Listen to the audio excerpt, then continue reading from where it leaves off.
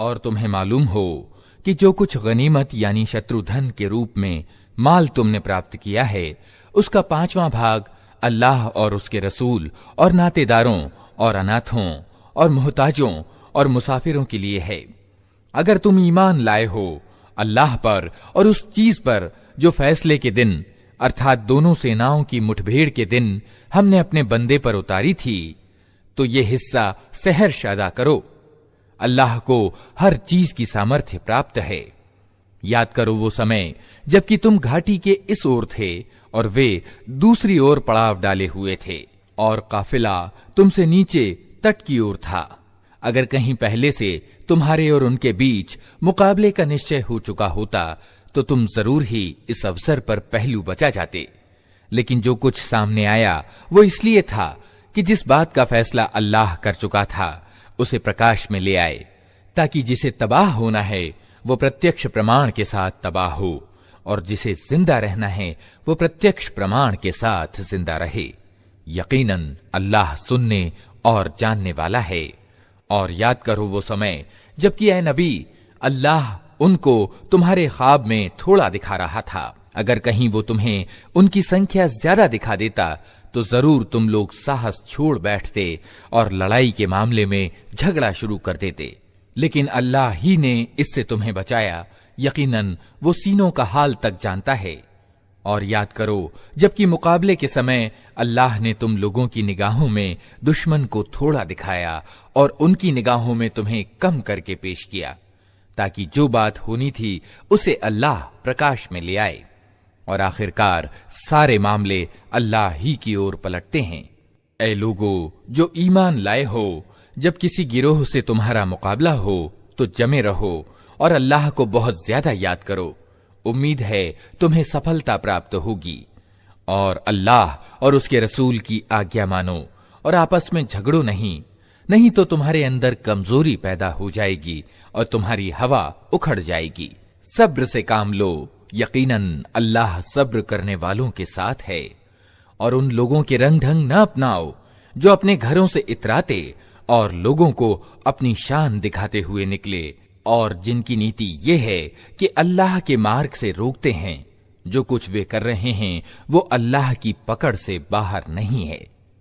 तनिक ध्यान करो उस समय का जबकि शैतान ने उन लोगों की करतूतें उनकी दृष्टि में प्रिय बनाकर दिखाई थीं और उनसे कहा था कि आज कोई तुम पर विजयी नहीं हो सकता, और ये कि मैं तुम्हारे साथ हूं। मगर जब दोनों गिरोहों का आमना सामना हुआ तो वो उल्टे पांव फिर गया और कहने लगा कि मेरा तुम्हारा साथ नहीं है, मैं वो कुछ देख रहा हूं जो तुम लोग नहीं देखते। मुझे ईश्वर से डर लगता है और ईश्वर बड़ी कड़ी सजा देने वाला है। जबकि कपटाचारी और वे सब लोग जिनके दिलों को रोग लगा हुआ है कह रहे थे कि इन लोगों को तो इनके धर्म ने सनक में डाल रखा है। हालांकि अगर कोई अल्लाह पर भरोसा करे तो यकीनन अल्लाह अत्यंत प्रभुत्वशाली और तत्वदर्शी है। क्या ही अच्छा होता कि तुम उस स्थिति को देख सकते जबकि फरिश्ते कत्ल होने वाले अधर्मियों की आत्माओं को ग्रस्त कर रहे थे। वे उनके चेहरों और उनके कूल्हों पर चोटें लगाते जाते थे और कहते जाते थे, लो अब जलने की सजा भुगतो। ये वो बदला है जिसका सामान तुम्हारे अपने हाथों ने पहले से ही जुटा रखा था, वरना अल्लाह तो अपने बंदों पर अत्याचार करने वाला नहीं है। ये मामला उनके साथ उसी तरह पेश आया जिस तरह फिरौन के लोगों और उनसे पहले के दूसरे लोगों के साथ पेश आता रहा है कि उन्होंने अल्लाह की आयतों को मानने से इनकार किया और अल्लाह ने उनके गुनाहों पर उन्हें पकड़ लिया। अल्लाह शक्तिवान और कठोर सजा देने वाला है। ये अल्लाह के इस नियम के अनुसार हुआ कि वो किसी नेमत को जो उसने किसी कौम को प्रदान की हो उस समय तक नहीं बदलता जब तक कि वो कौम खुद अपनी नीति को नहीं बदल देती। अल्लाह सब कुछ सुनने और जानने वाला है। फिरौनियों और उनसे पहले की कौमों के साथ जो कुछ हुआ वो इसी नियम के अनुसार था। उन्होंने अपने रब की आयतों यानी निशानियों को झुठलाया, तब हमने उन लोगों के पापों के बदले में उन्हें तबाह किया और फिरौनियों को डुबो दिया। ये सब जालिम लोग थे। यकीनन अल्लाह की दृष्टि में जमीन पर चलने वाले प्राणियों में सबसे बुरे वे लोग हैं जिन्होंने सत्य को मानने से इनकार कर दिया, फिर किसी तरह वे इसे स्वीकार करने को तैयार नहीं हैं। विशेषतः उनमें से वे लोग जिनके साथ तूने संधि की, फिर वे हर अवसर पर उसे भंग करते हैं और तनिक भी अल्लाह से नहीं डरते। अतः अगर ये लोग तुम्हें लड़ाई में मिल जाएं, तो इनकी ऐसी खबर लो कि इनके बाद दूसरे जो लोग ऐसी नीति अपनाने वाले हों, वे विक्षिप्त हो जाएं। आशा है कि वचन भंग करने वालों के इस परिणाम से वे शिक्षा ग्रहण करेंगे। और अगर कभी तुम्हें किसी कौम से विश्वासघात की आशंका हो, तो उसकी संधि को खुल्लम खुल्ला उसके आगे फेंक दो। यकीनन ही अल्लाह विश्वासघातियों को पसंद नहीं करता। सत्य का इनकार करने वाले इस भ्रम में न रहें कि वे बाजी ले गए, यकीनन ही वे हमें हरा नहीं सकते। और तुम लोग जहां तक तुम्हारा बस चले, ज्यादा से ज्यादा शक्ति और तैयार बंधे रहने वाले घोड़े उनके मुकाबले के लिए जुटाए रखो, ताकि उसके द्वारा अल्लाह के और अपने दुश्मनों को और उन दूसरे दुश्मनों को भयभीत कर दो जिन्हें तुम नहीं जानते, मगर अल्लाह जानता है। अल्लाह के मार्ग में जो कुछ तुम खर्च करोगे, उसका पूरा पूरा बदला तुम्हारी ओर पलटाया जाएगा और तुम्हारे साथ हरगिज जुल्म न होगा। और ए नबी, अगर दुश्मन सुलह और सलामती की ओर झुके, तो तुम भी इसके लिए तैयार हो जाओ और अल्लाह पर भरोसा करो। यकीनन वही सब कुछ सुनने वाला और जानने वाला है। और अगर वे धोखे की नीयत रखते हों, तो तुम्हारे लिए अल्लाह काफी है। वही तो है जिसने अपनी सहायता से और ईमान वालों के द्वारा तुम्हारी हिमायत की और ईमान वालों के दिल एक दूसरे के साथ जोड़ दिए। तुम सारी जमीन का सारा धन भी खर्च कर डालते तो इन लोगों के दिल न जोड़ सकते थे, मगर वो अल्लाह है जिसने इन लोगों के दिल जोड़े। यकीनन वो बड़ा प्रभुत्वशाली और तत्वदर्शी है। ए नबी, तुम्हारे लिए और तुम्हारे अनुयायी ईमान वालों के लिए तो बस अल्लाह काफी है। ए नबी, ईमान वालों को जंग पर उभारो। अगर तुम में से 20 आदमी सब्र करने वाले हों, तो वे 200 पर विजयी होंगे, और अगर 100 आदमी ऐसे हों, तो सत्य का इनकार करने वालों में से 1000 आदमियों पर भारी रहेंगे, क्योंकि वे ऐसे लोग हैं जो समझ नहीं रखते। अच्छा, अब अल्लाह ने तुम्हारा बोझ हल्का किया और उसे मालूम हुआ कि अभी तुम में कमजोरी है। अतः अगर तुम में से 100 आदमी सब्र करने वाले हों, तो वे 200 पर, और 1000 आदमी ऐसे हों तो 2000 पर अल्लाह के हुक्म से विजयी होंगे। और अल्लाह उन लोगों के साथ है जो सब्र से काम लेने वाले हैं। किसी नबी के लिए ये उचित नहीं है कि उसके पास कैदी हों जब तक कि वो जमीन में दुश्मनों को अच्छी तरह कुचल न दे। तुम लोग दुनिया के लाभ चाहते हो, हालांकि अल्लाह के सामने आखिरत है और अल्लाह प्रभुत्वशाली और तत्वदर्शी है। अगर अल्लाह का लेख पहले ना लिखा जा चुका होता, तो जो कुछ तुम लोगों ने लिया है उसके बदले में तुमको बड़ी सजा दी जाती। अतः जो कुछ तुमने माल हासिल किया है उसे खाओ कि वो हलाल यानी वैध और पाक है, और अल्लाह से डरते रहो। यकीनन अल्लाह माफ करने वाला और दयावान है। ऐ नबी, तुम लोगों के कब्जे में जो कैदी हैं उनसे कहो कि अगर अल्लाह को मालूम हुआ कि तुम्हारे दिलों में कुछ भलाई है, तो वो तुम्हें उससे बढ़ चढ़ कर देगा जो तुमसे लिया गया है, और तुम्हारी खताएं माफ करेगा। अल्लाह क्षमाशील और दयावान है। लेकिन अगर वे तेरे साथ विश्वासघात का इरादा रखते हैं, तो इससे पहले वे अल्लाह के साथ विश्वासघात कर चुके हैं। अतएव उसी की सजा अल्लाह ने उन्हें दी कि वे तेरे काबू में आ गए। अल्लाह सब कुछ जानता और गहरी समझ वाला है। जिन लोगों ने ईमान कबूल किया और घर बार छोड़ा और अल्लाह के मार्ग में अपनी जानें लड़ाईं और अपने माल खपाए, और जिन लोगों ने घर बार छोड़ने वालों को जगह दी और उनकी मदद की, वही वास्तव में एक दूसरे के संरक्षक मित्र हैं। रहे वे लोग जिन्होंने ईमान तो कबूल किया, मगर घर बार छोड़कर इस्लामी राज्य में आ नहीं गए, तो उनसे तुम्हारा संरक्षण का कोई संबंध नहीं है जब तक कि वे घर बार छोड़कर न आ जाएं। हां, अगर वे धर्म के मामले में तुमसे सहायता मांगें, तो उनकी सहायता करनी तुम पर अनिवार्य है। लेकिन किसी ऐसी कौम के खिलाफ नहीं जिससे तुम्हारा समझौता हो। जो कुछ तुम करते हो अल्लाह उसे देखता है। जिन लोगों को सत्य से इनकार है वे एक दूसरे की हिमायत करते हैं। अगर तुम ये ना करोगे तो जमीन में फितना यानी उपद्रव और बड़ा बिगाड़ पैदा होगा। जो लोग ईमान लाए और जिन्होंने अल्लाह के मार्ग में घर बार छोड़े और संघर्ष किया और जिन्होंने पनाह दी और सहायता की, वही सच्चे ईमान वाले हैं। उनके लिए खताओं की माफी है और उत्तम रोजी है। और जो लोग बाद में ईमान लाए और घर बार छोड़कर आ गए और तुम्हारे साथ मिलकर संघर्ष एवं प्रयास करने लगे, वे भी तुम ही में शामिल हैं। मगर अल्लाह की किताब में खून के रिश्तेदार एक दूसरे के ज्यादा हकदार हैं। यकीनन अल्लाह हर चीज को जानता है। संबंध विच्छेद का ऐलान है अल्लाह और उसके रसूल की ओर से उन मुशरिकों यानी बहुदेववादियों को जिनसे तुमने समझौते किए थे। अतः तुम लोग देश में 4 महीने और चल फिर लो और जान रखो कि तुम अल्लाह को विवश करने वाले नहीं हो, और ये कि अल्लाह सत्य के इनकार करने वालों को अपमानित करने वाला है। सार्वजनिक सूचना है अल्लाह और उसके रसूल की ओर से बड़े हज के दिन सब लोगों के लिए कि अल्लाह मुशरिकों के प्रति जिम्मेदारी से बरी है और उसका रसूल भी। अब अगर तुम तौबा कर लो तो तुम्हारे ही लिए अच्छा है, और जो मुंह फेरते हो तो खूब समझ लो कि तुम अल्लाह को विवश करने वाले नहीं हो। और ए नबी, इनकार करने वालों को कठोर अजाब की खुशखबरी सुना दो, सिवाय उन शिर्क करने वालों के जिनसे तुमने संधि की, फिर उन्होंने अपने प्रण को पूरा करने में तुम्हारे साथ कोई कमी नहीं की और न तुम्हारे विरुद्ध किसी की मदद की।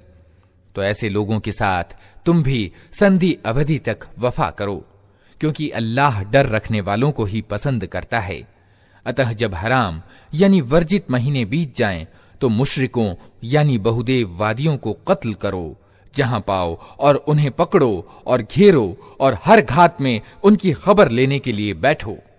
फिर अगर वे तौबा कर लें और नमाज कायम करें और ज़कात दें तो उन्हें छोड़ दो। अल्लाह क्षमाशील और दयावान है। और अगर मुशरिकों यानी बहुदेववादियों में से कोई व्यक्ति शरण मांगकर तुम्हारे पास आना चाहे ताकि अल्लाह की वाणी सुने, तो उसे शरण दे दो, यहां तक कि वो अल्लाह की वाणी सुन ले। फिर उसे उसके सुरक्षित स्थान तक पहुंचा दो। ये इसलिए करना चाहिए कि ये लोग ज्ञान नहीं रखते। इन मुशरिकों यानी बहुदेववादियों के लिए अल्लाह और उसके रसूल के नजदीक कोई संधि आखिर कैसे हो सकती है, सिवाय उन लोगों के जिनसे तुमने प्रतिष्ठित मस्जिद के पास समझौता किया था। तो जब तक वे तुम्हारे साथ सीधे रहें, तुम भी उनके साथ सीधे रहो, क्योंकि अल्लाह डर रखने वालों को पसंद करता है। मगर उनके सिवा दूसरे मुशरिकों यानी बहुदेववादियों के साथ कोई समझौता कैसे हो सकता है, जबकि उनका हाल ये है कि तुम पर काबू पा जाएं, तो न तुम्हारे मामले में किसी नाते रिश्ते की परवाह करें, न किसी समझौते की जिम्मेदारी की। वे अपनी जबानों से तुमको राजी करने की कोशिश करते हैं, मगर दिल उनके इनकार करते हैं और उनमें से ज्यादातर अवज्ञाकारी हैं। उन्होंने अल्लाह की आयतों के बदले थोड़ा सा मूल्य स्वीकार कर लिया, फिर अल्लाह के मार्ग में रोक बनकर खड़े हो गए। बहुत बुरी करतूत थी जो ये करते रहे। किसी ईमान वाले यानी मोमिन के मामले में न ये नाते रिश्ते की परवाह करते हैं और न किसी समझौते की जिम्मेदारी की, और ज्यादती हमेशा इन्हीं की ओर से हुई है। अतः अगर ये तौबा कर लें और नमाज कायम करें और ज़कात दें, तो तुम्हारे धर्म संबंधी भाई हैं, और जानने वालों के लिए हम अपने आदेश स्पष्ट किए देते हैं। और अगर प्रतिज्ञा करने के बाद ये फिर अपनी कस्मों को तोड़ डालें और तुम्हारे धर्म पर हमले करने शुरू कर दें, तो कुफ्र यानी अधर्म के ध्वजावाहकों से युद्ध करो, क्योंकि उनकी कस्मों का कोई भरोसा नहीं। शायद कि फिर तलवार ही के जोर से वे बाज आएंगे। क्या तुम न लड़ोगे ऐसे लोगों से जो अपनी प्रतिज्ञा भंग करते रहे हैं और जिन्होंने रसूल को देश से निकाल देने का निश्चय किया था, और ज्यादती का आरंभ करने वाले वही थे? क्या तुम उनसे डरते हो? अगर तुम ईमान वाले हो तो अल्लाह इसका ज्यादा हकदार है कि उससे डरो, उनसे लड़ो, अल्लाह तुम्हारे हाथों से उनको सजा दिलवाएगा और उन्हें अपमानित करेगा और उनके मुकाबले में तुम्हारी मदद करेगा और बहुत से ईमान वालों के दिल ठंडे करेगा और उनके दिलों की जलन मिटा देगा और जिसे चाहेगा तौबा का सौभाग्य भी प्रदान करेगा। अल्लाह सब कुछ जानने वाला और सर्वज्ञ है। क्या तुम लोगों ने ये समझ रखा है कि यूं ही छोड़ दिए जाओगे, हालांकि अभी अल्लाह ने ये तो देखा ही नहीं कि तुम में से कौन वे लोग हैं जिन्होंने उसकी राह में जान तोड़ संघर्ष किया और अल्लाह और रसूल और ईमान वालों के सिवा किसी को जिगरी दोस्त न बनाया। जो कुछ तुम करते हो अल्लाह उसे खूब जानता है। मुशरिकों यानी बहुदेववादियों का ये काम नहीं है कि वे अल्लाह की मस्जिदों के मुजाविर और उसके सेवक बने, जबकि अपने विरुद्ध वे खुद कुफ्र यानी अधर्म की गवाही दे रहे हैं। उनका तो सारा किया धरा अकारथ गया और जहन्नम में उन्हें हमेशा रहना है।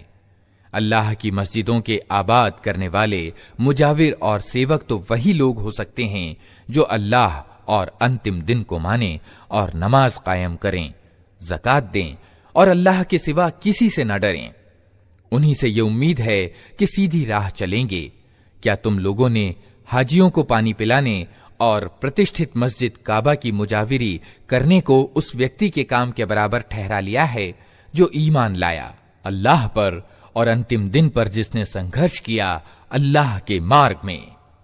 अल्लाह की नजर में तो ये दोनों बराबर नहीं हैं और अल्लाह जालिमों को राह पर नहीं लगाया करता। अल्लाह के यहां तो उन्हीं लोगों का पद बड़ा है जो ईमान लाए और जिन्होंने उसके मार्ग में घर बार छोड़े और जान और माल से संघर्ष किया, वही सफल हैं। उनका रब उन्हें अपनी दयालुता और प्रसन्नता और ऐसी जन्नतों की खुशखबरी देता है जहां उनके लिए स्थायी आनंद की सामग्री है। उनमें वे हमेशा रहेंगे। यकीनन अल्लाह के पास सेवाओं का बदला देने को बहुत कुछ है। ऐ लोगों जो ईमान लाए हो, अपने बापों और भाइयों को भी अपना साथी न बनाओ अगर वे ईमान के मुकाबले में कुफ्र यानी अधर्म को प्राथमिकता दें। तुम में से जो उनको साथी बनाएंगे वही जालिम होंगे। ऐ नबी कह दो कि अगर तुम्हारे बाप और तुम्हारे बेटे और तुम्हारे भाई और तुम्हारी पत्नियां और तुम्हारे नाते रिश्ते वाले और तुम्हारे वे माल जो तुमने कमाए हैं और तुम्हारे वे कारोबार जिनके मंदा बढ़ जाने का तुमको डर है और तुम्हारे वे घर जो तुम्हें पसंद हैं, तुमको अल्लाह और उसके रसूल और उसकी राह में जिहाद यानी संघर्ष करने से ज्यादा प्रिय हैं, तो इंतजार करो यहां तक कि अल्लाह अपना फैसला तुम्हारे सामने ले आए और अल्लाह अवज्ञाकारियों को मार्ग नहीं दिखाया करता। अल्लाह इससे पहले बहुत से अवसरों पर तुम्हारी मदद कर चुका है। अभी हुनैन की लड़ाई के दिन उसकी मदद की हालत तुम देख चुके हो। उस दिन तुम्हें ज्यादा संख्या का गर्व था, मगर वो तुम्हारे कुछ काम न आई और जमीन अपनी विशालता के बावजूद तुम पर तंग हो गई और तुम पीठ फेर कर भाग निकले। फिर अल्लाह ने अपनी सकीनत यानी प्रशांति अपने रसूल पर और ईमान वालों पर उतारी और वे सेनाएं उतारी जो तुमको दिखाई न देती थीं और सत्य का इनकार करने वालों को सजा दी कि यही बदला है उन लोगों के लिए जो सत्य का इनकार करें। फिर तुम ये भी देख चुके हो कि इस तरह सजा देने के बाद अल्लाह जिसको चाहता है तौबा का सौभाग्य भी प्रदान करता है। अल्लाह माफ करने वाला और दया करने वाला है। ऐ लोगों जो ईमान लाए हो, मुशरिक यानी बहुदेववादी नापाक हैं, अतः इस वर्ष के बाद ये प्रतिष्ठित मस्जिद यानी काबा के पास न भटकने पाएं। और अगर तुम्हें तंग दस्ती का डर हो तो दूर नहीं कि अल्लाह चाहे तो तुम्हें अपने अनुग्रह से धनी कर दे। अल्लाह सर्वज्ञ और तत्वदर्शी है। युद्ध करो किताब वालों में से उन लोगों के विरुद्ध जो अल्लाह और अंतिम दिन पर ईमान नहीं लाते और जो कुछ अल्लाह और उसके रसूल ने हराम ठहराया है उसे हराम नहीं करते और सत्य धर्म को अपना धर्म नहीं बनाते। उनसे लड़ो यहां तक कि वे अपने हाथ से जिज़िया यानी रक्षा कर दें और छोटे बन के रहें। यहूदी कहते हैं कि उज़ैर अल्लाह का बेटा है और ईसाई कहते हैं कि मसीह अल्लाह का बेटा है। ये असत्य बातें हैं जो वे अपनी जबानों से निकालते हैं। उन लोगों की देखा देखी जो इनसे पहले कुफ्र यानी अधर्म में ग्रस्त हुए थे। अल्लाह की मार इन पर, ये कहां से धोखा खा रहे हैं। इन्होंने अपने धर्म ज्ञाताओं और दुनिया से विमुख संत को अल्लाह के सिवा अपना रब बना लिया है, और उसी तरह मसीह इब्न मरियम को भी। हालांकि उनको एक पूज्य के सिवा किसी की बंदगी करने का आदेश नहीं दिया गया था, वो जिसके सिवा कोई बंदगी का अधिकारी नहीं। पाक है वो उन शिर्क यानी बहुदेववाद संबंधी बातों से जो ये लोग करते हैं। ये लोग चाहते हैं कि अल्लाह की रोशनी को अपनी फूंकों से बुझा दें, मगर अल्लाह अपनी रोशनी पूर्ण किए बिना मानने वाला नहीं है, चाहे अधर्मियों को ये कितना ही अप्रिय हो। वो अल्लाह ही है जिसने अपने रसूल को मार्गदर्शन और सत्य धर्म के साथ भेजा है, ताकि उसे दीन की पूरी जिन्स यानी पूरे आकार प्रकार पर प्रभावी कर दे, चाहे मुशरिकों यानी बहुदेववादियों को ये कितना ही अप्रिय हो। ऐ लोगों जो ईमान लाए हो, इन किताब वालों के ज्यादातर धर्म ज्ञाता यानी उल्मा और दुनिया से विमुख संतों का हाल ये है कि वे लोगों के माल गलत तरीकों से खाते हैं और उन्हें अल्लाह के मार्ग से रोकते हैं। दर्दनाक सजा की खुशखबरी दो उनको जो सोने और चांदी जमा करके रखते हैं और उन्हें अल्लाह के रास्ते में खर्च नहीं करते। एक दिन आएगा कि इसी सोने चांदी पर जहन्नम की आग दहकाई जाएगी, और फिर इसी से उनके ललाटों और पहलुओं और पीठों को दागा जाएगा। यह है वो खजाना जो तुमने अपने लिए जमा किया था, लो अब अपनी समेटी हुई दौलत का मजा चखो। वास्तविकता यह है कि महीनों की संख्या जब से अल्लाह ने आसमान और जमीन की रचना की है, अल्लाह के लेख्य में 12 ही है, और उनमें से 4 महीने आदर के यानी हराम हैं। यही ठीक नियम है, अतः इन 4 महीनों में अपने ऊपर जुल्म न करो और मुशरिकों यानी बहुदेववादियों से सब मिलकर लड़ो, जिस तरह वे सब मिलकर तुमसे लड़ते हैं, और जान लो कि अल्लाह डर रखने वालों ही के साथ है। महीनों का हटाना तो कुफ्र यानी अधर्म में एक और अधर्म युक्त कर्म है, जिससे ये अधर्मी लोग गुमराही में ग्रस्त किए जाते हैं। किसी वर्ष एक महीने को हलाल कर लेते हैं और किसी वर्ष उसको हराम कर देते हैं, ताकि अल्लाह के हराम किए हुए महीनों की संख्या भी पूरी कर दें और अल्लाह का हराम ठहराया हुआ हलाल भी कर लें। उनके बुरे कर्म उनके लिए खुशनुमा बना दिए गए हैं, और अल्लाह सत्य के इनकार करने वालों को राह पर नहीं लगाया करता। ऐ लोगों जो ईमान लाए हो, तुम्हें क्या हो गया कि जब तुमसे अल्लाह की राह में निकलने के लिए कहा गया तो तुम जमीन से चिमट कर रह गए? क्या तुमने आखिरत के मुकाबले में दुनिया की जिंदगी को पसंद कर लिया? ऐसा है तो तुम्हें मालूम हो कि दुनिया की जिंदगी की ये सब सामग्री परलोक यानी आखिरत में बहुत थोड़ी निकलेगी। तुम न उठोगे तो अल्लाह तुम्हें दर्दनाक सजा देगा और तुम्हारी जगह किसी और गिरोह को उठाएगा, और तुम अल्लाह का कुछ भी ना बिगाड़ सकोगे। उसे हर चीज की सामर्थ्य प्राप्त है। तुमने अगर नबी की मदद न की तो कुछ परवाह नहीं, अल्लाह उसकी मदद उस समय कर चुका है जब अधर्मियों ने उसे निकाल दिया था, जब वो सिर्फ 2 में का दूसरा था, जब वे दोनों गुफा में थे, जब वो अपने साथी से कह रहा था कि गम न कर, अल्लाह हमारे साथ है। उस समय अल्लाह ने उस पर अपनी ओर से हृदय शांति उतारी और उसकी मदद ऐसी सेनाओं से की जो तुम्हें दिखाई न देती थीं, और अधर्मियों का बोल नीचा कर दिया, और अल्लाह का बोल तो ऊंचा ही है। अल्लाह प्रभुत्वशाली और गहरी सूझबूझ वाला है। निकलो चाहे हल्के हो या बोझल, और संघर्ष यानी जिहाद करो अल्लाह के मार्ग में अपने मालों और अपनी जानों के साथ। ये तुम्हारे लिए उत्तम है अगर तुम जानो। ऐ नबी, अगर लाभ सरलता से प्राप्त होने वाला होता और सफर हल्का होता तो वे जरूर तुम्हारे पीछे चलने को तैयार हो जाते, मगर उन पर तो ये रास्ता बहुत कठिन हो गया।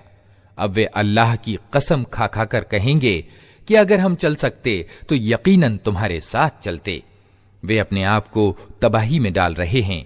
अल्लाह खूब जानता है कि वे झूठे हैं। ए नबी, अल्लाह तुम्हें माफ करे, तुमने क्यों उन्हें छूट दे दी? तुम्हें चाहिए था कि खुद छूट न देते। ताकि तुम पर खुल जाता कि कौन लोग सच्चे हैं और झूठों को भी तुम जान लेते। जो लोग अल्लाह और अंतिम दिन पर ईमान रखते हैं वे तो कभी तुमसे ये मांग न करेंगे कि उन्हें अपनी जान और माल के साथ संघर्ष यानी जिहाद करने से माफ रखा जाए। अल्लाह धर्मपरायण लोगों को खूब जानता है। ऐसी मांगे तो सिर्फ वही लोग करते हैं जो अल्लाह और अंतिम दिन पर ईमान नहीं रखते, जिनके दिलों में शक है और वे अपने शक ही में दुविधाग्रस्त हो रहे हैं। अगर वास्तव में उनका इरादा निकलने का होता तो वे इसके लिए कुछ तैयारी करते, लेकिन अल्लाह को उनका उठना पसंद ही न था, इसलिए उसने उन्हें सुस्त कर दिया और कह दिया कि बैठ रहो बैठने वालों के साथ। अगर वे तुम्हारे साथ निकलते तो तुम्हारे अंदर खराबी के सिवा किसी चीज की अभिवृद्धि न करते। वे तुम्हारे बीच उपद्रव मचाने के लिए दौड़ धूप करते और तुम्हारे गिरोह का हाल ये है कि अभी उनमें बहुत से ऐसे लोग पाए जाते हैं जो उनकी बातें कान लगाकर सुनते हैं। अल्लाह इन जालिमों को खूब जानता है। इससे पहले भी उन लोगों ने फितना उठाने की कोशिशें की हैं और तुम्हें नाकाम बनाने के लिए हर तरह के उपायों का उलट फेर कर चुके हैं, यहां तक कि उनकी इच्छा के विपरीत सत्य आ गया और अल्लाह का काम होकर रहा। उनमें से कोई है जो कहता है मुझे छुट्टी दे दीजिए और मुझको फितने में न डालिए। सुन रखो, फितने ही में तो ये लोग पड़े हुए हैं और जहन्नम ने इन अधर्मियों को घेर रखा है। तुम्हारा भला होता है तो इन्हें दुख होता है और तुम पर कोई मुसीबत आती है तो ये मुंह फेर कर खुश खुश पलटते हैं और कहते जाते हैं कि अच्छा हुआ, हमने पहले ही अपना मामला ठीक कर लिया था। उनसे कहो हमें हरगिज कोई बुराई या भलाई नहीं पहुंचती मगर वो जो अल्लाह ने हमारे लिए लिख दी है। अल्लाह ही हमारा संरक्षक मित्र है और ईमान वालों को उसी पर भरोसा करना चाहिए। उनसे कहो तुम हमारे मामले में जिस चीज की प्रतीक्षा में हो वो इसके सिवा और क्या है कि दो भलाइयों में से एक भलाई है, और हम तुम्हारे मामले में जिस चीज के इंतजार में हैं वो ये है कि अल्लाह खुद तुमको सजा देता है या हमारे हाथों दिलवाता है। अच्छा तो अब तुम भी इंतजार करो और हम भी तुम्हारे साथ इंतजार करते हैं। उनसे कहो तुम अपने माल चाहे राजी खुशी खर्च करो या अप्रियता के साथ, किसी हालत में वे कबूल न किए जाएंगे क्योंकि तुम अवज्ञाकारी लोग हो। उनके दिए हुए माल कबूल न होने का कोई कारण इसके सिवा नहीं है कि उन्होंने अल्लाह और उसके रसूल के साथ इनकार की नीति अपनाई है। नमाज के लिए आते हैं तो कसमसाते हुए आते हैं और अल्लाह के मार्ग में खर्च करते हैं तो अनिच्छापूर्वक खर्च करते हैं। इनके माल और दौलत और इनकी औलाद की बहुलता को देखकर धोखा न खाओ। अल्लाह तो ये चाहता है कि इन्हीं चीजों के द्वारा इनको दुनिया की जिंदगी में भी अजाब में ग्रस्त करे और ये जान भी दें तो सत्य के इनकार ही की हालत में दें। वे अल्लाह की कसम खा खा कर कहते हैं कि हम तुम्ही में से हैं, जबकि वे हरगिज तुम में से नहीं हैं। वास्तव में तो वे ऐसे लोग हैं जो तुमसे डरे हुए हैं। अगर वे लोग पनाह की जगह पालें या कोई गुफा या घुस बैठने की जगह तो भागकर उसमें जा छिपें। ऐ नबी, उनमें से कुछ लोग सदकों के वितरण में तुम पर एतराज करते हैं। अगर उस माल में से उन्हें कुछ दे दिया जाए तो प्रसन्न हो जाएं और न दिया जाए तो बिगड़ने लगते हैं। क्या अच्छा होता कि अल्लाह और रसूल ने जो कुछ भी उन्हें दिया था उस पर वे राजी रहते और कहते कि अल्लाह हमारे लिए काफी है, वो अपने उदार अनुग्रह से हमें और बहुत कुछ देगा और उसका रसूल भी हम पर कृपा करेगा। हम अल्लाह ही की ओर नजर जमाए हुए हैं। ये सदक़े तो वास्तव में फकीरों और मोहताजों के लिए हैं और उन लोगों के लिए जो सदकों के काम पर नियुक्त हों और उनके लिए जिनका दिल मोहना यानी तालीफ कल्ब अभीष्ट हो। और ये गर्दनों को छुड़ाने और कर्जदारों की मदद करने में और अल्लाह के मार्ग में और मुसाफिरों की सहायता में इस्तेमाल करने के लिए हैं। ये एक अनिवार्य पालनीय आदेश है अल्लाह की ओर से और अल्लाह सब कुछ जानने वाला और गहरी सूझबूझ वाला है। उनमें से कुछ लोग हैं जो अपनी बातों से नबी को दुख देते हैं और कहते हैं कि ये व्यक्ति तो कानों का कच्चा है। कहो वो तुम्हारी भलाई के लिए ऐसा है। अल्लाह पर ईमान रखता है और ईमान वालों पर विश्वास करता है, और सर्वथा दयालुता है उन लोगों के लिए जो तुम में से ईमान वाले हैं। और जो लोग अल्लाह के रसूल को दुख देते हैं उनके लिए दर्दनाक सजा है। ये लोग तुम्हारे सामने कस्में खाते हैं ताकि तुम्हें राजी करें, हालांकि अगर ये ईमान वाले हैं तो अल्लाह और रसूल इसके ज्यादा हकदार हैं कि ये उनको राजी करने की चिंता करें। क्या इन्हें मालूम नहीं है कि जो अल्लाह और उसके रसूल का मुकाबला करता है उसके लिए दोज़ख की आग है जिसमें वो हमेशा रहेगा। ये बहुत बड़ी रुसवाई है। ये मिथ्याचारी यानी मुनाफिक डर रहे हैं कि कहीं मुसलमानों पर कोई ऐसी सूरा अवतरित ना हो जाए जो उनके दिलों के भेद खोल कर रख दे। ऐ नबी, उनसे कहो और हंसी उड़ाओ, अल्लाह उस चीज को खोल देने वाला है जिसके खुल जाने से तुम डरते हो। अगर उनसे पूछो कि तुम क्या बातें कर रहे थे तो झट कह देंगे कि हम तो हंसी मजाक और दिल्लगी कर रहे थे। उनसे कहो, क्या तुम्हारी हंसी दिल्लगी अल्लाह और उसकी आयतों और उसके रसूल ही के साथ थी? अब बहाने मत गढ़ो, तुमने ईमान लाने के बाद कुफ्र किया है। अगर हमने तुम में से एक गिरोह को माफ भी कर दिया तो दूसरे गिरोह को तो हम जरूर सजा देंगे, क्योंकि वो अपराधी है। मिथ्याचारी यानी मुनाफिक मर्द और मिथ्याचारिणी औरतें सब एक दूसरे जैसे हैं। बुराई का आदेश देते हैं और भलाई से रोकते हैं, और अपने हाथ भलाई से रोके रखते हैं। ये अल्लाह को भूल गए तो अल्लाह ने भी इन्हें भुला दिया। यकीनन ये मिथ्याचारी ही अवज्ञाकारी हैं। इन मिथ्याचारी मर्दों और मिथ्याचारिणी औरतों और अधर्मियों के लिए अल्लाह ने दोज़ख की आग का वादा किया है जिसमें वे हमेशा रहेंगे। वही इनके लिए मुनासिब है। इन पर अल्लाह की फिटकार है और इनके लिए कायम रहने वाला अजाब है। तुम लोगों के रंग ढंग वही हैं जो तुम्हारे पहले के लोगों के थे। वे तुमसे ज्यादा शक्ति संपन्न और तुमसे बढ़कर माल और औलाद वाले थे। फिर उन्होंने दुनिया में अपने हिस्से के मजे लूट लिए, और तुमने भी अपने हिस्से के मजे उसी तरह लूटे जैसे उन्होंने लूटे थे। और वैसे ही वाद विवादों में तुम भी पड़े जैसे वाद विवादों में वे पड़े थे। सो उनका अंजाम ये हुआ कि दुनिया और आखिरत में उनका सब किया धरा अकारत हो गया, और वही घाटे में हैं। क्या इन लोगों को अपने से पहले लोगों का इतिहास नहीं पहुंचा? नूह की कौम, आद, समूद, इब्राहिम की कौम, मदियन के लोग और वे बस्तियां जिन्हें उलट दिया गया। उनके रसूल उनके पास खुली खुली निशानियां लेकर आए। फिर ये अल्लाह का काम न था कि उन पर जुल्म करता, मगर वे खुद ही अपने ऊपर जुल्म करने वाले थे। ईमान वाले मर्द और ईमान वाली औरतें ये सब एक दूसरे के साथी हैं। भलाई का हुक्म देते और बुराई से रोकते हैं, नमाज कायम करते हैं, ज़कात देते हैं और अल्लाह और उसके रसूल का आज्ञा पालन करते हैं।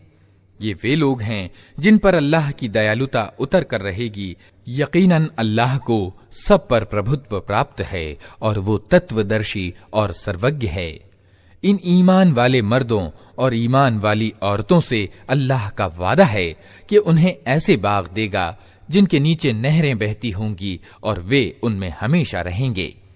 उन सदाबहार बागों में उनके लिए पाकीज़ा ठहरने की जगहें होंगी, और सबसे बढ़कर ये कि अल्लाह की प्रसन्नता उन्हें प्राप्त होगी।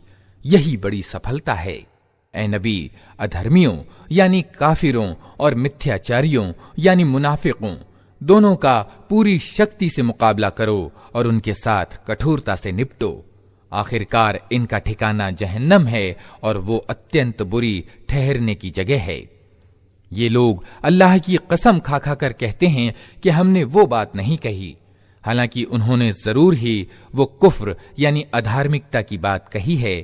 उन्होंने इस्लाम धारण करने के बाद कुफ्र किया और उन्होंने वो कुछ करने का इरादा किया जिसे कर ना सके। ये उनका सारा गुस्सा इसी बात पर है, न कि अल्लाह और उसके रसूल ने अपने उदार अनुग्रह से उनको धनी बना दिया है। अब अगर ये अपनी इस नीति से बाज आएं तो इन्हीं के लिए उत्तम है, और अगर ये बाज ना आएं तो अल्लाह उनको बड़ी ही दर्दनाक सजा देगा। दुनिया में भी और आखिरत में भी, और जमीन में कोई नहीं जो इनका हिमायती और मददगार हो। उनमें से कुछ ऐसे भी हैं जिन्होंने अल्लाह से वादा किया था कि अगर उसने अपना अनुग्रह हमें प्रदान किया तो हम दान देंगे और अच्छे बनकर रहेंगे, मगर जब अल्लाह ने उन्हें अपनी कृपा से धनवान कर दिया तो वे कंजूसी पर उतर आए और अपनी प्रतिज्ञा से ऐसे फिरे कि उन्हें इसकी परवाह तक नहीं है। परिणाम ये हुआ कि उनकी इस वादा खिलाफी के कारण जो उन्होंने अल्लाह के साथ की और उस झूठ के कारण जो वे बोलते रहे, अल्लाह ने उनके दिलों में मिथ्याचार यानी निफाक बिठा दिया, जो उसके सामने उनके उपस्थित किए जाने के दिन तक उनका पीछा न छोड़ेगा। क्या ये लोग जानते नहीं कि अल्लाह उनके छिपे भेद और उनकी छिपी कानाफूसियों तक को जानता है, और वो सभी परोक्ष की बातों से पूरी तरह परिचित है। वो खूब जानता है उन कंजूस धनवानों को जो स्वेच्छा पूर्वक देने वाले ईमान वालों की माली कुर्बानियों पर बातें छांटते हैं, और उन लोगों की हंसी उड़ाते हैं जिनके पास अल्लाह के मार्ग में देने के लिए उसके सिवा कुछ नहीं है, जो वे अपने ऊपर मशक्कत सह कर देते हैं। अल्लाह इन हंसी उड़ाने वालों की हंसी उड़ाता है और इनके लिए दर्दनाक सजा है। ए नबी, तुम चाहे ऐसे लोगों के लिए माफी की प्रार्थना करो या न करो, अगर तुम 70 बार भी उन्हें माफ कर देने की दरख्वास्त करोगे तो अल्लाह उन्हें हरगिज माफ न करेगा, इसलिए कि उन्होंने अल्लाह और उसके रसूल के साथ इनकार की नीति अपनाई है, और अल्लाह अवज्ञाकारी यानी फासिक लोगों को छुटकारे की राह नहीं दिखाता। जिन लोगों को पीछे रह जाने की इजाजत दे दी गई थी, वे अल्लाह के रसूल का साथ न देने और घर बैठे रहने पर खुश हुए, और उन्हें गवारा न हुआ कि अल्लाह के मार्ग में जान और माल से संघर्ष करें। उन्होंने लोगों से कहा कि इस सख्त गर्मी में न निकलो। इनसे कहो कि जहन्नम की आग इससे ज्यादा गर्म है, कैसा अच्छा होता कि ये इसे जान पाते। अब चाहिए कि ये लोग हंसना कम करें और रोएं ज्यादा, इसलिए कि जो बुराई ये कमाते रहे हैं उसकी मजदूरी ऐसी ही है कि उन्हें उस पर रोना चाहिए। अगर अल्लाह उनके बीच तुम्हें वापस ले जाए और भविष्य में इनमें से कोई गिरोह संघर्ष यानी जिहाद के लिए निकलने की तुमसे इजाजत मांगे तो साफ कह देना, अब तुम मेरे साथ हरगिज नहीं चल सकते और न मेरे साथ किसी दुश्मन से लड़ सकते हो। तुमने पहले बैठे रहने को पसंद किया था, तो अब घर बैठने वालों ही के साथ बैठे रहो, और आगे उनमें से जो कोई मरे उसकी जनाजे की नमाज भी तुम हरगिज न पढ़ना और न कभी उसकी कब्र पर खड़े होना, क्योंकि उन्होंने अल्लाह और उसके रसूल के साथ इनकार की नीति अपनाई है और वे मरे हैं इस हाल में कि वे अवज्ञाकारी थे। उनकी मालदारी और उनकी औलाद की बहुलता तुमको धोखे में न डाले। अल्लाह ने तो इरादा कर लिया है कि इस माल और औलाद के द्वारा उनको इसी दुनिया में सजा दे और उनकी जानें इस हाल में निकलें कि वे अधर्मी हों। जब कभी कोई सूरा इस विषय की उतरी कि अल्लाह को मानो और उसके रसूल के साथ मिलकर संघर्ष यानी जिहाद करो, तो तुमने देखा कि जो लोग उनमें से सामर्थ्यवान थे वही तुमसे प्रार्थना करने लगे कि उन्हें जिहाद में सम्मिलित होने से माफ रखा जाए, और उन्होंने कहा कि हमें छोड़ दीजिए कि हम बैठने वालों के साथ रहें। उन लोगों ने घर बैठने वालियों में शामिल होना पसंद किया और उनके दिलों पर ठप्पा लगा दिया गया, इसलिए उनकी समझ में अब कुछ नहीं आता।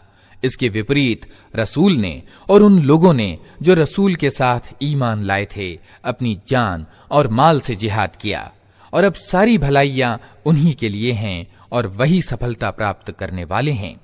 अल्लाह ने उनके लिए ऐसे बाग तैयार कर रखे हैं जिनके नीचे नहरें बह रही हैं, उनमें वे हमेशा रहेंगे।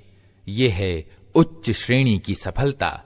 बद्दू अरबों में से भी बहुत से ऐसे लोग आए जिन्होंने बहाने किए ताकि उन्हें भी पीछे रह जाने की अनुमति दी जाए। इस तरह बैठे रहे वे लोग जिन्होंने अल्लाह और उसके रसूल से ईमान का झूठा इकरार किया था। इन बद्दुओं में से जिन लोगों ने कुफ्र की नीति अपनाई है, जल्द ही उन्हें दर्दनाक सजा पहुंचेगी। कमजोर बूढ़े और बीमार लोग और वे लोग जो जिहाद में सम्मिलित होने के लिए पाथे यानी राह खर्च नहीं पाते, अगर पीछे रह जाएं तो कोई हर्ज नहीं, जबकि वे निष्ठापूर्वक अल्लाह और उसके रसूल के वफादार हों। ऐसे सुकर्मी लोगों पर एतराज की कोई गुंजाइश नहीं है और अल्लाह माफ करने वाला और दया करने वाला है। इसी तरह उन लोगों पर भी कोई एतराज का अवसर नहीं है जिन्होंने खुद आकर तुमसे दरखास्त की कि हमारे लिए सवारियां जुटाई जाएं, और जब तुमने कहा कि मैं तुम्हारे लिए सवारियों का प्रबंध नहीं कर सकता, तो वे विवशता के साथ वापस गए और हाल ये था कि उनकी आंखों से आंसू बह रहे थे और उन्हें इस बात का बड़ा गम था कि उन्हें अपने खर्च पर जिहाद में सम्मिलित होने की सामर्थ्य प्राप्त न थी। अलबत्ता एतराज उन लोगों पर है जो मालदार हैं और फिर भी तुमसे दरखास्त करते हैं कि उन्हें जिहाद में सम्मिलित होने से माफ रखा जाए। उन्होंने घर बैठने वालियों में सम्मिलित होना पसंद किया और अल्लाह ने उनके दिलों पर ठप्पा लगा दिया। इसलिए अब ये कुछ नहीं जानते कि अल्लाह के यहाँ इनकी इस नीति का क्या परिणाम निकलने वाला है।